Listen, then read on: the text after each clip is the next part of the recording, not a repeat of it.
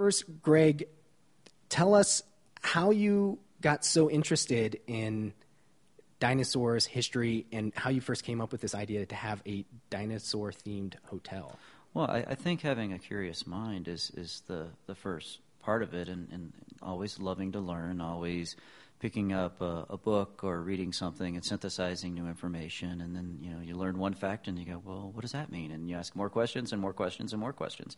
Meredith and I, back in 1997, had just been married, and we were traveling back from East Texas to Colorado, and we were doing kind of a little mini moon and stopping, and we stopped at Six Flags, and overnighted kind of near Fort Worth, and there was a new movie out. It was Jurassic Park 2, The Lost World, and I'd always liked dinosaurs well enough, and went and saw it, and I got myself the dinosaur fever real bad, and came home, bought massive stacks of books, started becoming familiar with the Bone Wars and its relationship to Colorado history, and it's always sort of, it goes nascent sometimes, goes underground, and then erupts back in a full outbreak of dino fever, and but in terms of how the project came about, I mean, we have a hotel that's a Best Western, and we bought it out of bankruptcy in 2004 and reflagged it. It's been a nice... And this is there in Lakewood near Hamden and Wadsworth? That's right. Yes, that's Hamwad. So, Hamwad, that neighborhood. We've heard about this. So about 10 minutes from Dinosaur Ridge and Red Rocks. And so,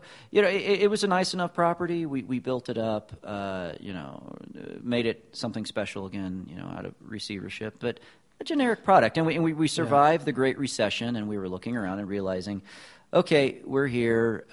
We need to do something to freshen up the property because most hotels have to improve themselves every 5 to 7 years. And so we were starting the remodel process. And I like to rock hop and go on rambles and bouldering all over the Dakota Ridge area. And I stumbled across with a buddy and coworker what we think is a petrified lycopod forest from the late Carboniferous, early Permian.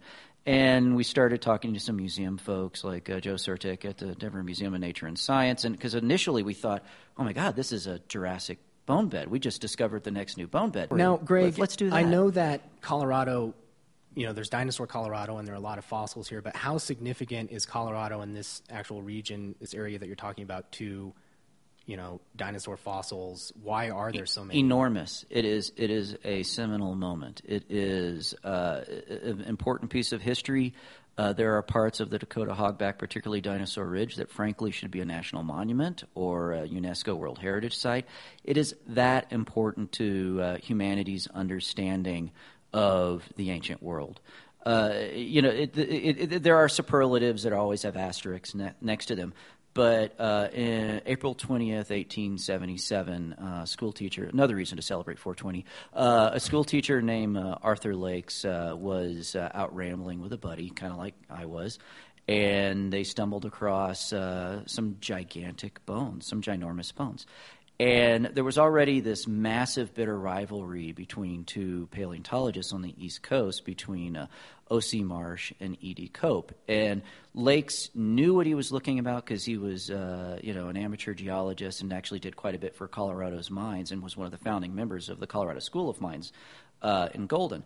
And so he shipped off bits of these giant critters to both Marsh and Cope and sparked what became one of the bitterest battles in the 30-year Bone War. And so this is the Bone Wars. This is the Bone Wars, yes, sir.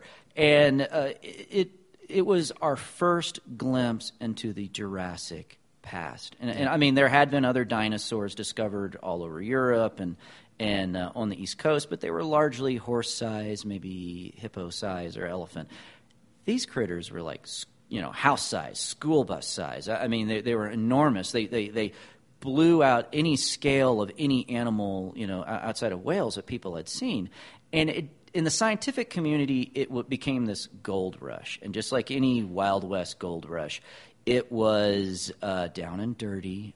There was sort of claim jumping. There were spies. There was subterfuge. The most criminal thing they did is when they couldn't get all the bones out, they would destroy, the fossils Because they didn't want other people to find them? Yes, they would false seed areas and throw fossils in, so the other guy would come in and then claim something. They would try to jump each other and put papers out, because whoever puts the scientific paper out gets the naming rights and therefore the glory. So I mean, yep. This was an enormously important part of world history. So Meredith, clearly Greg has dinosaur fever. Did you develop dinosaur fever on your own? Were you infected by his interest and enthusiasm? And what do you think about this entire idea of taking your hotel and turning it into a dinosaur-themed I would say residence? that I had science fever and knowledge fever. Always been a curious person, kind of like Greg. Loved to read. And he said, I kind of have an idea. And the more he pitched it to me, the more I loved it. I absolutely loved it. I have always felt proud of our hotel. I've always thought it was perfectly nice. Rooms are comfortable. It's attractive. But to really give it some kind of personality, oh yeah, of course. I mean, and to actually be excited about the identity of it, that's great. I'm thrilled. You guys aren't basing this off some other dinosaur hotel anywhere. This is Nope. there's nothing else that and exists. it's not, and that's a little bit of a misnomer. We're going to be a museum hotel, a natural history themed hotel, which will have an emphasis on dinosaurs. But we're actually working with some high school buddies, because I went to the high school for the performing and visual arts in Houston, and I've got a buddy out in L.A., Daniel Vincent Bigelow, and his biggest claim to fame, it was the prop master for Metalocalypse on Adult Swim. Everything on the show, from the cars to the plates of fruit to the famous dildo helmet sword fight, Dan drew that. So he's a very, very talented dude. And he's designing the front friezes that are going to go on the pediments.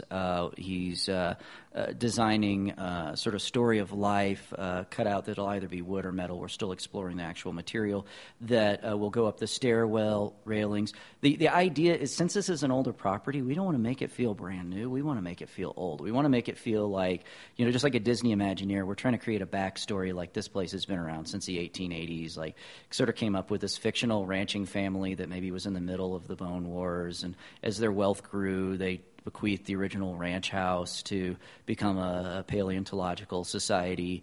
And we want it to feel like kind of an eclectic, dusty, musty, storied institution that's, been around forever. And so you're still in the process of planning this hotel, what it's going to look like, and you hope to have it opened up.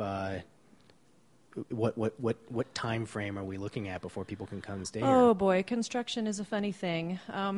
There are plans, and then there's reality. We would love to be up and running and have the place looking absolutely perfect. Late April, I'm looking at Greg. We said Earth Day weekend, but that's when fate and chance says ha. There will be ongoing projects during the summer. Between municipal entities and regulation, red tape, funding, contractors, delays, all of that. I mean, I think we'll be completely done with this phase about Memorial Day 2044. So but our real aim is to be done by early summer, hopefully earlier. I mean, it's kind of a wishy-washy thing, but we're at the mercy of a lot of other people. And can I make something really clear here? Sure. I want to make sure that you understand. This is not all dinosaurs all the time. This is knowledge. This is science, this is history, this is celebrating Colorado. There's a lot of things about Colorado to celebrate. This is for anyone who's just curious about science and history in general. That's why we want to call it the Natural History Hotel or the Museum Hotel, is because kids who love dinosaurs, they're going to love the place. If you're why curious, come and stay with us. Why curious? Yes. Well, in fact, I am a little why curious. All the best people are. So people will be able to go, and you can stay there, and it has that theme aspect where you feel like you're immersed into it, but there's going to be real fossils, are you planning on doing tours It's going to be a from there? real life night at the museum. Real life night at the museum. You will be surrounded by all kinds of cool stuff. And the building is going to tell the story of ancient Colorado. So as you walk around, you'll be walking through a timeline of ancient Colorado. And celebrating the Bone Wars. We're going to have cases on Marsh and Cope and Leidy and Arthur Lakes. And really talk about their story, because I think the human side of the story is as compelling. Yeah, and that's interesting, because there's the whole prehistoric history of the actual dinosaurs and all those eras, but then there's the human history, which was a century ago, Exactly. but it was still pretty amazing. Exactly. And they're all interesting stories. Now,